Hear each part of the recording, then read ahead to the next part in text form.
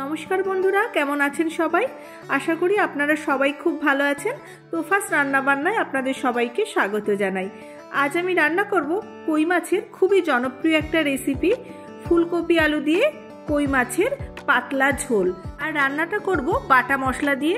কই মাছ এমনিতেই ভীষণই সুস্বাদু একটা মাছ, তাই যেমন করেই রান্না করা হোক না কেন খেতে কিন্তু অসাধারণ লাগে। আর যারা একটু হালকা বা পাতলা মাছের ঝোল খেতে পছন্দ করেন তাদের তো ভীষণই পছন্দ হবে এই রেসিপিটা। চলুন আর কথা না বাড়িয়ে শুরু করি আজকের রেসিপি, ফুলকপি আলু দিয়ে কই মাছের ঝোল। সবার আগে আমি মাছগুলোকে খুব ভালো করে ধুয়ে নিয়েছি। আর কই মাছ ধোয়ার সময় দেখবেন মাছগুলোর মধ্যে কিরকম একটা নালানি ভাব থাকে, আর এই নালানি ভাবটা খুব সহজেই চলে যায় যদি একটু নুন দিয়ে ভালো করে মাছটাকে মাখিয়ে ডোলে ধোয়া যায়। দেখবেন খুব সহজেই কিন্তু এই নালানি ভাবটা চলে গেছে। এবার মাছটাকে ভালো করে পরিষ্কার করে ধুয়ে নেওয়ার পর জল ঝরিয়ে নিয়েছি। আর মাছের মধ্যে এখন আমি দিয়ে দিলাম নুন আর হলুদ গুঁড়ো। এবার মাছগুলোকে নুন আর হলুদ দিয়ে খুব ভালো করে মাখিয়ে নেব। মাছগুলোর গায়ে খুব ভালো করে নুন আর হলুদ মাখিয়ে নেওয়ার পর আমি 15 মিনিট মতো মাছগুলোকে একটু রেখে দেব। আর এই সময় আমি মশলাটাকে বেটে রেডি করে নেব। মাছগুলো নুন হলুদ মাখানো হয়ে গেছে, এবার আমি মশলা বেটে নিই। আমি 2 কোয়া মতো আদা নিয়ে নিয়েছি, 4টে কাঁচা লঙ্কা নিয়ে নিয়েছি, আর নিয়ে নিচ্ছি গোটা জিরে। আমি এখানে 1 টেবিল চামচের চেয়ে আর একটু বেশি গোটা জিরে নিয়ে নিলাম। এবার মশলাটাকে খুব ভালো করে বেটে নেব। আর গ্যাসে কড়াই বসিয়ে দিয়ে দিলাম খানিকটা সর্ষের তেল। তেলটাকে খুব ভালো করে গরম করে নিচ্ছি। এবার একে একে এই তেলের মধ্যে মাছগুলোকে দিয়ে দিচ্ছি। আর তেলটা খুব ভালো করে গরম হওয়ার পরে কিন্তু আমি মাছগুলোকে দিয়ে দিচ্ছি। মাছগুলোর সাইজটা মোটামুটি বেশ ভালোই বড়, তাই একবারে সব মাছগুলোকে দেওয়া যাবে না। আমি প্রথমে 3টে মাছ ভেজে নিচ্ছি, তারপরে বাকি মাছগুলোকেও ভেজে নেব। 1 পিঠ মাছ ভাজা হয়ে গেছে, এবার মাছগুলোকে উল্টিয়ে দিচ্ছি। মাছগুলোকে আমি খুব কড়া করে লালচে করে ভাজবো না, তাহলে টেস্টটা নষ্ট হয়ে যাবে। হাই ফ্লেমে আমি একটা পিঠ 1 থেকে 1.5 মিনিট মতো করে ভেজে তুলে নেব। মাছটা ভাজা হয়ে গেছে, আমি তুলে নিচ্ছি। এবার আমি বাকি মাছ দুটোকেও একই রকম ভাবেই ভেজে তুলে নেব। এই মাছ ভাজার তেলের মধ্যেই আমি কেটে রাখা ফুলকপিগুলোকে দিয়ে দিচ্ছি। আর ফুলকপিগুলোকে আমি একটু বড় বড় করেই কেটে নিয়েছি। সব ফুলকপিগুলোকে আমি দিয়ে দিলাম। এবার একটু নেড়ে চেড়ে নিচ্ছি। এবার এই ফুলকপিগুলোর মধ্যে আমি দিয়ে দিচ্ছি নুন, আর নুন দেওয়ার পরে আবারও নেড়ে চেড়ে ফুলকপিটাকে বেশ ভালো করে ভেজে নেব।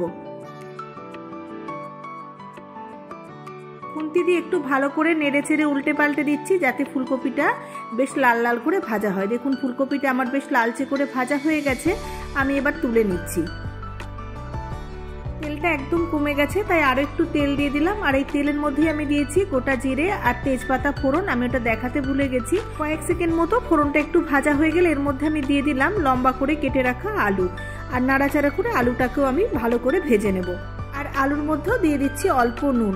এতে করে আলুটা ভাজতে ভাজতে বেশ খানিকটা কিন্তু সিদ্ধ হয়ে যাবে। এখন আলুগুলো বেশ লালচে হয়ে গেছে আর আলুগুলো বেশ ভালো করে ভাজা হয়ে গেছে।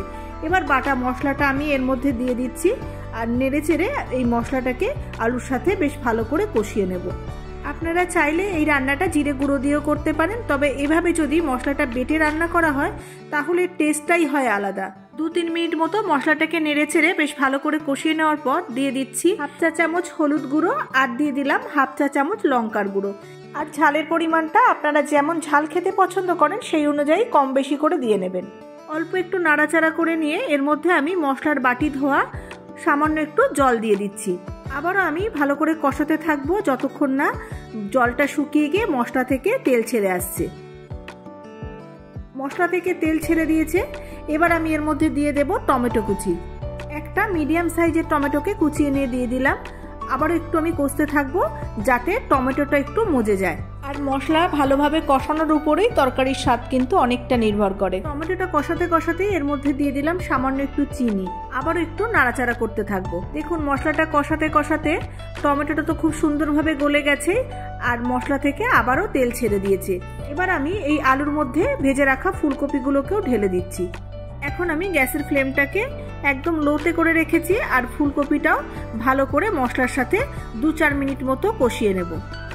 মশলার সাথে যদি সবজিগুলোকে এভাবে একটু কষিয়ে নিয়ে রান্না করা যায় তাহলে খেতে আরও বেশি ভালো লাগে। দেখুন আমার মশলার সাথে বেশ ভালো করে 2-4 মিনিট মতো কষিয়ে নেওয়া হয়ে গেছে। এবার আমি জল দিয়ে দিচ্ছি, আর জলটাকে আমি বেশ ভালো মতো গরম করে নিয়ে তারপরে ঢেলে দিচ্ছি। জল ঢেলে দেওয়া হয়ে গেছে। আমি আমার প্রয়োজন অনুযায়ী জল দিয়েছি, আপনারা যেমন ঝোল রাখতে চান সেই অনুযায়ী কিন্তু জলটা দিয়ে নেবেন। তবে যেহেতু এটা ফুলকপি আলু দিয়ে মাছের ঝোল, তাই জলের পরিমাণটা একটু বেশিই দেবেন। একদম কম জল দিয়ে দিলে কিন্তু ঝোলটা ফুটে সবজিগুলো সিদ্ধ হতে হতে জলটা একদমই শুকিয়ে যাবে, তখন আর কিন্তু ঝোল থাকবে না। ঝোলটা ফুটতে শুরু করেছে, আমি 3টে চেরা কাঁচা লঙ্কা দিয়ে দিলাম, আর দিয়ে দিলাম নুন। আমি ফুলকপি আলু ভাজার সময় অল্প নুন দিয়ে ভেজেছিলাম, আর এখন জল দেওয়ার পর আরও কিন্তু নুন লাগবে, তাই নুনটাকে একটু দেখে নিয়ে ঠিকঠাক মতো করে নুনটাকে দিয়ে নেবেন। 3-4 মিনিট মতো ঝোলটাকে বেশ ভালো করে ফুটিয়ে নিয়েছি। এবার আমি মাছগুলোকে সব একে একে দিয়ে দিচ্ছি।